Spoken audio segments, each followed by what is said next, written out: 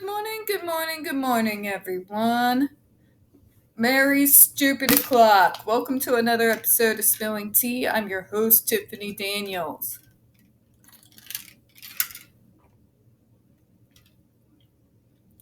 And yes, as per usual, going back to that horrible world known as the JRC. But before we do, the usual disclaimers.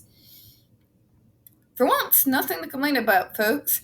I had enough money to be able to cover the rest of the rent, thank God. So I kind of feel like an anvil has been removed off of my shoulders, thank you, God. So, feeling pretty relieved this morning. Yay! Alright. In the description box, folks, you're going to find a link to the article that the Judge Rotenberg Educational Center doesn't want you to read. It is written by NeuroClastic, a small non-for-profit started by Autistics for Autistics, where they interviewed and surveyed over 900 ABA professionals in regards to the JRC's quote-unquote behavioral modification program. Matter of fact, the JRC doesn't want you to read this article so much, they have threatened NeuroClastic with a defamation lawsuit if they do not remove it from the website.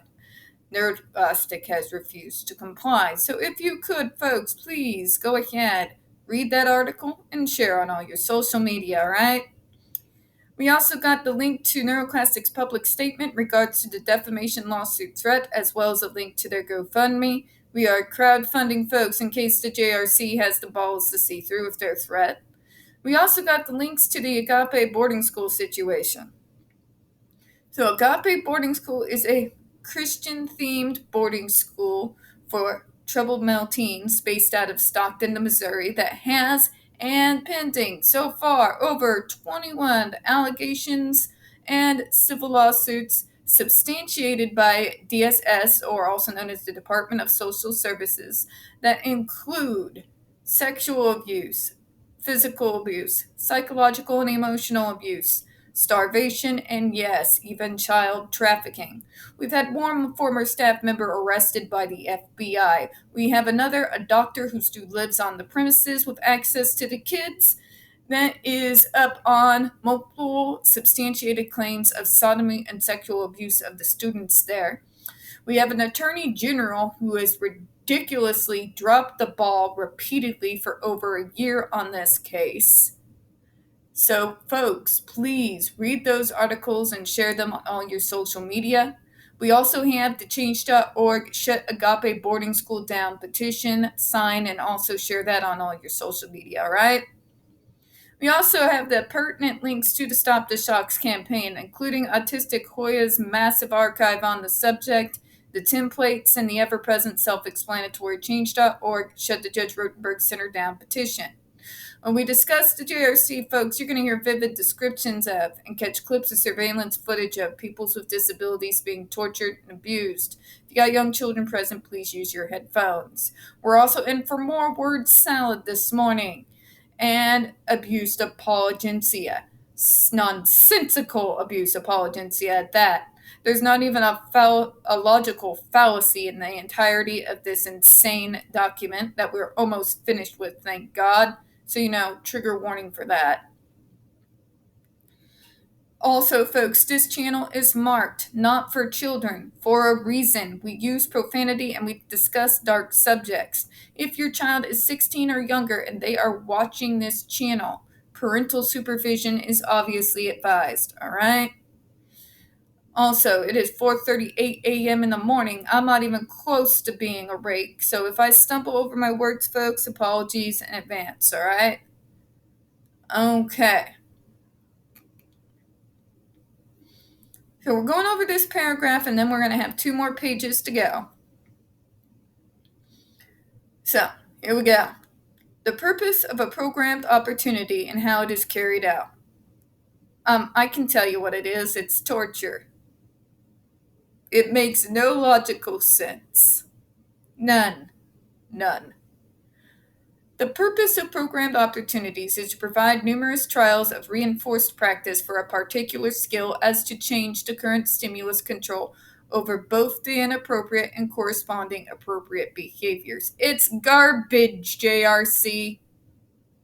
But you need to practice. You ever hear of role-playing? I've seen it utilized numerous times successfully without deliberately triggering someone having a behavior. So let me provide an alternative for you folks that makes logical, coherent sense. Instead of deliberately triggering a behavior, we have role playing. So what's role playing? Well, for those of us who are D&D nerds, we already know what that is. But role playing provides a safe way of navigating a frustrating situation and having appropriate behaviors without deliberately triggering a behavior so that you can then punish it to teach us that it's wrong. What we could be doing instead is engaging in role play.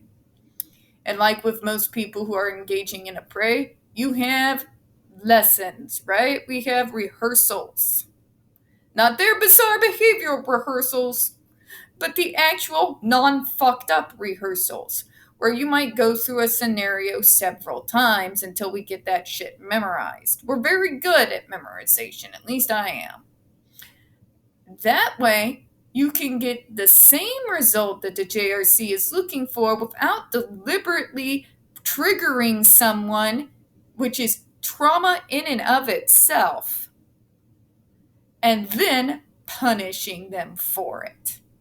It's fucking ridiculous. That'd be like a parent forcing a kid to misbehave so that they can then give them a spankings to teach them it's wrong. It doesn't make sense on the face of it. Role playing, however, makes a lot of sense. You get that same practice that the JRC is so wanting to drill into a person without engaging in torture and punishment. That way, we're not being punished because we happen to exist. It's a way to teach us what society expects out of us without harming us. Wow, what a miracle, right? This is something, by the way, that has been successfully used by multiple programs throughout the United States and the rest of the goddamn known world.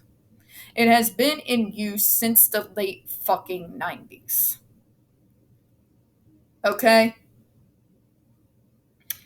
Now, role-playing, much like their bizarre insanity, is not going to do away from the behavior entirely.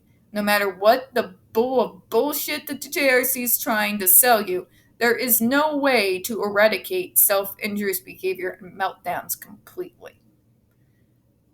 Eventually, you're going to have those moments when it slips through the cracks, and we're going to have a fucking moment. What you can realistically do by introducing things that doesn't harm the kid is A, reduce the trauma we already have just living in this neurotypical world and dealing with insanity day after day. So we can reduce that. And what does it also do? It also keeps us from feeling punished for simply existing. Strange, isn't it? Almost makes you think you can actually do these things without torturing and punishing people. And JRC, if you want to sit there and say, but there's no data. The only reason why you think there's no data is because you don't want to research anything except what you yourselves do. You never allow in outside resources, and you dismiss whatever anybody gives you as a reasonable, logical alternative, as it's just not going to work. Our students are too severe and you just don't understand. You've never dealt with this level before. You condescending, high-handed bastards. There are millions of autistics all over the fucking world. You're not going to sit there and fucking tell me that the worst of the worst come to your school and that you have to do this because it's the only way that we'll learn. That's what abusers say. You want to know how abusers give their apologia for harming their kids? They will sit there and tell you it's the only way they'll learn. You sound exactly like them. Okay? It's bullshit and you all know it.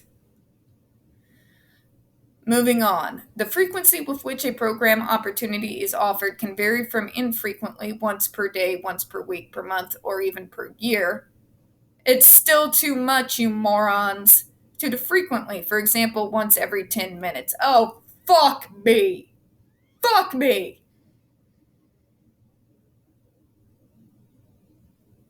You sick bastards. You will deliberately trigger an incident. You will literally traumatize a fucking kid, grab them by the shirt, make them feel threatened, put them in that fight or flight response, torture them if they act accordingly, and you'll do this every 10 minutes because they need to practice? You sick sons of bitches. How do you people sleep at night? How do you justify to your fucking selves traumatizing innocent young fucking kids? Because that's all this is. There are other logical alternatives with the data to back it up that can get you an even better result. Because it's done through role-playing without threat of fucking violence. But no. We want to make sure that that kid is living in terror every moment of their lives, or they might act out if they're not terrified. Terror as a tactic to rein in any kind of behavior only lasts for so fucking long. There's only so much a human being can take before we fucking snap. And it doesn't matter how much torture you give us, it's gonna happen. And then that behavior you're so terrified of will fucking happen. And when those snap happens, people, it doesn't matter how much you shock a kid. Unless it literally knocks them on their ass and unconscious, we're coming for your ass. This is disturbing. It's insane. These people need to be in front of therapists. These people who run this place should be in a psychiatry ward. This is batshit insanity. There are reasonable, logical alternatives. Role-playing has been something that became more and more prevalent starting in the 90s. It started in the psychiatrist's offices, and then they started to encourage, because it's less clinical and therefore less boring, introducing role-playing games that are more fun and interesting to the person with a disability. And there's several of them out there in the world to choose from. You can even invite some of their more nerdy, well, let's admit it, the more nerdy, we're nerds, fuck off, neurotypical peers, and introduce them in and do that role-playing game so that they get even more practice in an entertaining, fun way, which, by the way, folks, actually makes it stick in our brains a hell of a lot longer and helps us incorporate it into our day-to-day, a lot of times without us even noticing it, than the threat of violence does. There are alternatives. Torture and punishment is never the fucking answer. It's never the goddamn answer. I'm going to close out on that. I feel sick reading that. We don't get very many views on this channel, especially on this subject. The few that we do tend to get removed from time to time. So please don't forget to hit the like button, hit subscribe, and don't forget to hit the comments. Now, the things I mentioned in this, you will find in Hoya's massive archive where they detail the behavioral rehearsal lessons and what they actually look like in full, both inside the New York report and multiple DSS reports, as well as the victim statements and the behavioral sheets.